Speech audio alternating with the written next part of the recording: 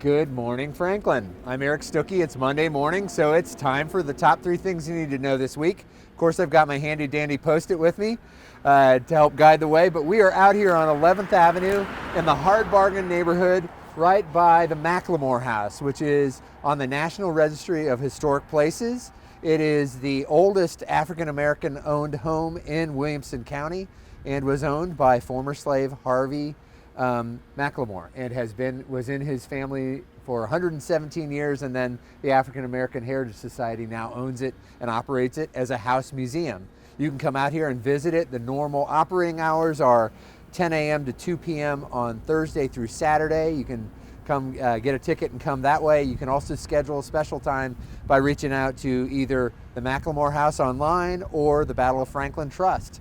So a great historic resource and an important part of our history right here in the Hard Bargain neighborhood, which has a rich history for our community, but also related to Black History Month here in Franklin. So that's item number 1 to touch on that. Next item, I want to introduce Mark Hilty, who is our Assistant City Administrator for Public Works.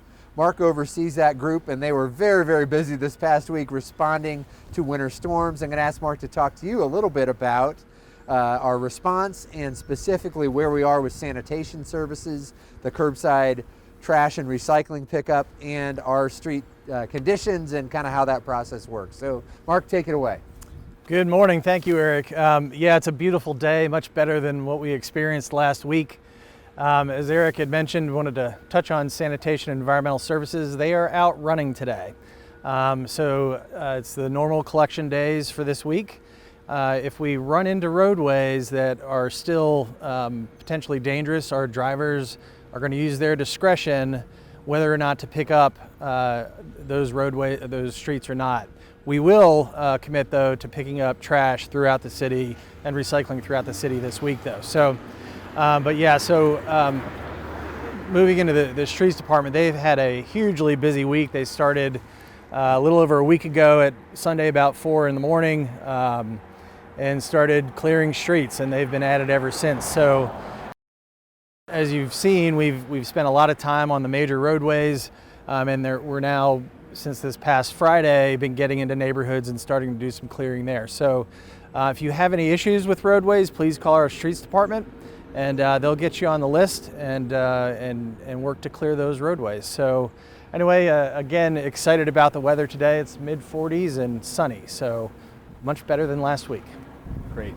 Thank you, Mark. And we have actually doubled our capacity in terms of 2 salt domes. We used to only have 1, and we now have 9 trucks for clearing, plowing, and salting, and we only used to have about 5. So we have increased that capacity, and our focus does stay on those major roads until we're able to get into neighborhoods a little bit, but primarily we deal with major roadways when we do that work. Okay, the last item is an important COVID update.